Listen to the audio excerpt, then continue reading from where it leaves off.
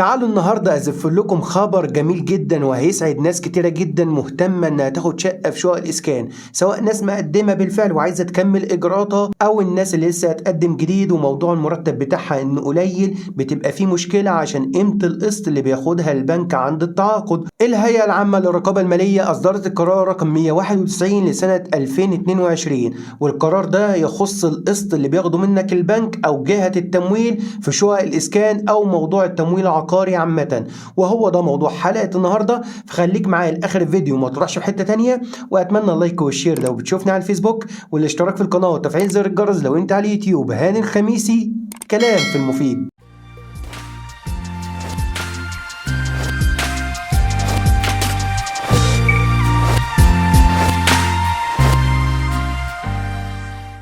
السلام عليكم اصدقائي واحبابي متابعي كلام في المفيد، اهلا ومرحبا بكم. ناس كتيره جدا مقدمه على شقق الاسكان، وناس عايزه تقدم، وناس عايزه تاخد حاجات بالتمويل العقاري، بس بتقابلها مشكله، الا وهي مشكله القسط الشهري اللي هيدفعه للبنك او لجهه التمويل عشان يسدد ثمن الشقه.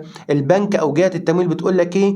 انا ما اقدرش اخد منك اكتر من 40% من مرتبك، يعني كل دخلك سواء دخل اساسي ودخل اضافي ما ينفعش ياخد منه الا 40% كقسط شهري اسدد بيه ثمن الشقه. والمشكله اللي بتقابل الناس هنا ان ال 40% هنا حاجه قليله، فبالتالي مش بتغطي ثمن التمويل اللي هيدوله البنك، ومش هتغطي ثمن الشقه. ويجي الشخص هنا يقول للبنك او جهه التمويل انا عايزك تاخد 1000 جنيه من مرتبي، 2000 جنيه من مرتبي، خد 50 و60% من مرتبي. ليه تاخد 40%؟ خد، انا عايز ادفع قسط كبير بس اديني الشقه. وهو ده اصل المشكله اللي كان بيقابل ناس كتيره جدا، ان البنوك وجهات التمويل محكومة بقرارات وقوانين بتنظم الموضوع ده. هم ما ينفعش يعدوا 40% أبدا من مرتبك أو من إجمالي الدخل بتاعك. بمعنى إن مثلا لو مرتبك 2000 جنيه، هو في كل الأحوال ما ينفعش ياخد قسط أكتر من 800 جنيه، ولو مرتبك 5000 جنيه مثلا ما يقدرش ياخد قسط أكتر من 2000 جنيه. فلما جهة التمويل أو البنك تيجي تحسب لك بقى سنك باقي له قد إيه لحد المعاش، ويضرب القسط الشهري اللي هياخده منك النسبة، يعني اللي هي أقصى حاجة 40% في السنين اللي باقيه لك، فيلاقي ان هو هيديك مبلغ بسيط جدا عشان انت سنك ومرتبك ما يسمحش. فالناس كانت تطلب تقول له خد اكتر من 40%، خد 50، خد 60، فكانت بتقابلهم المشكله دي. واللي انا ببشرك بيه بقى في حلقه النهارده ان الموضوع ده اتحل بصوره كبيره جدا، لان الهيئه العامه للرقابه الماليه، وهي الهيئه الخاصه بالرقابه على الاسواق والماليات غير المصرفيه، يعني هي بتنظم الموضوع المالي كله في الدوله، بس بعيد عن الحاجات المتعلقه بالمصرفي اللي هي خاصه بالبنوك. فشركات التامين وشركات التمويل العقاري وانظمه التمويل العقاري وكل حاجات ماليه تخضع لاشراف وتنظيم الهيئه العامه للرقابه الماليه، وليها قانون بينظمها، القانون رقم 10 سنه 2009. فالهيئه العامه للرقابه الماليه عملت ايه بقى؟ اصدرت القرار رقم 191 لسنه 2022. القرار ده بقى بيقول ايه؟ القرار ده بيقول ان عدل نسبه الخصم من مرتبك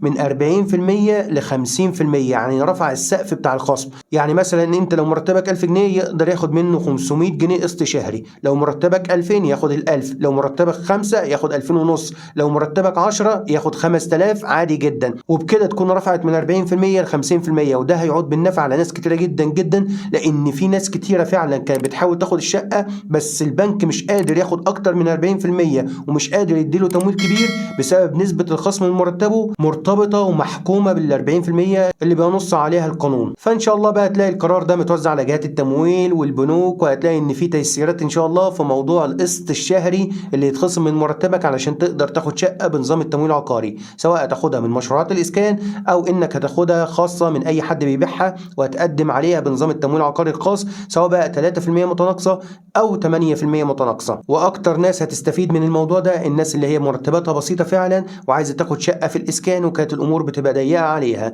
وبس كده يا جماعه، اتمنى اكون قدمت لكم افاده بخبر النهارده، ويكون فعلا خبر سعيد بالنسبه لكم، ويبقى حاجه ميسره عليكم في الاجراءات بعد كده. وخليكم معايا باستمرار لان مكمل معاكم كل ما هو مفيد في امور حياتكم اليوميه. ونقول لكم دمتم في رعايه الله وامنه، وما تنسوش الشير واللايك لو انتوا على الفيسبوك، والاشتراك في القناه وتفعيل زر الجرس لو انتوا على اليوتيوب. والسلام عليكم ورحمه الله وبركاته.